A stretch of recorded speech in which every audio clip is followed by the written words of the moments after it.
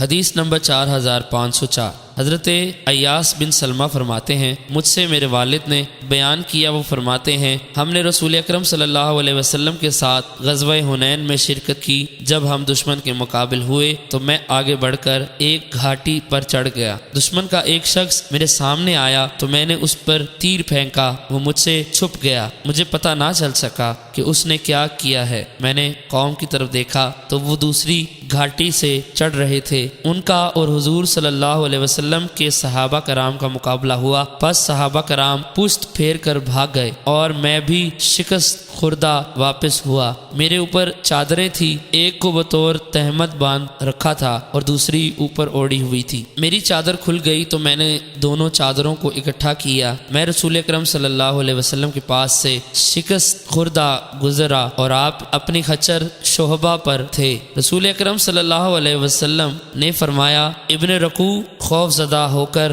دیکھ رہا ہے۔ جب دشمنوں نے رسول اکرم صلی اللہ علیہ وسلم کو گھیرے میں لیا تو آپ خچر سے نیچے اترے، پھر آپ نے مٹی کی مٹھی لے کر ان کے چہروں پر ماری اور فرمایا ان کے چہرے کبیج ہو گئے۔ تو اللہ تعالیٰ نے ان میں سے ہر شخص کی آنکھوں میں اس مٹھی بھر مٹی سے بھر دیا اور وہ شکست خوردہ پیٹھ پھیر کر بھاگ گئے۔ اللہ تعالیٰ نے ان کو شکست دی اور اس دن رسول اکرم صلی اللہ علیہ وسلم نے مسلمانوں میں مال غنیمت تقسیم کیا۔